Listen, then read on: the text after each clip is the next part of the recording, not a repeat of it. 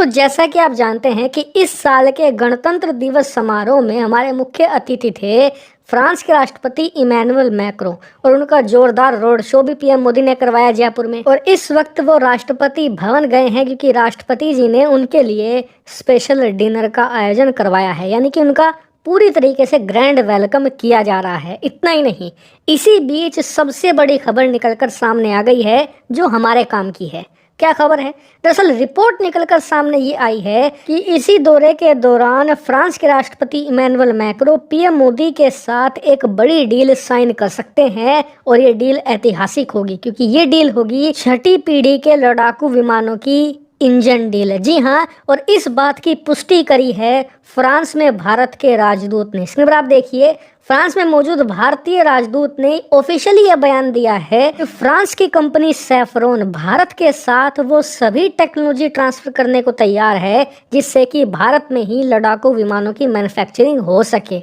और यहाँ पर सैफरॉन की बात हो रही है तो आपको बता दूं कि सैफरॉन फ्रांस ही नहीं, दुनिया की एक टॉप जेट इंजन निर्माता कंपनी है, और ये एडवांस टाइप के जेट इंजन बनाती है। यहाँ तक कि जो राफेल लड़ाकू विमान है उसमें भी सैफरॉन कंपनी का ही इंजन लगा हुआ है। और इस बयान का मतलब ये है कि सैफरॉन भारत के साथ एडवांस लेवल की टेक्नोलॉजी ट्रांसफर करने को अब तैयार हो गया है अपने इंजन की। और बताया जा रहा है कि इस डील में ये हो सकता है कि भारत और फ्रांस 130 किलो न्यूटन का एक जेट इंजन बनाने की डील कर ले। और ये कितनी ज्यादा बड़ी बात है मैं आपको उदाहरण देता हूँ। इस वक्त भारत के पास जो सुखोई 30 लड़ाकू विमान है, राफेल लड़ाकू विमान है, ये सारे 4.5 जनरेशन के जेट हैं। और इस प्रकार के लड़ाकू विमानों के लिए आपके पास कम से कम 90 से लेकर 100 किलो न्यूटन की पावर वाला इंजन चाहिए। तो ये तो हो गई 4.5 यानी कि 4.5वीं पीढ़ी की बात। इसके बाद आती है 5वीं जनरेशन यानी कि 5th जन। इसमें आते हैं लड़ाकू विमान जो स्टेल्थ होते हैं, जैसे कि F-35 हो गया, F-22 रैप्टर हो गया। और इस प्रकार के 5वीं पीढ़ी के जेट सिर्फ और सिर्फ अमेरिका के पास हैं। रूस, चीन, भारत बनाने में लगे हुए हैं, लेकिन समय लगेगा। और अगर आपको एक 5वीं पीढ़ी का जेट बनाना है ना, तो आपके पास कम से कम 115 से 120 किलो न्यूटन की पावर वाला इंजन चाहिए। यानी कि जो फ्यूचरिस्टिक जेट है उसमें 120 किलो न्यूटन की पावर इनफ होती है।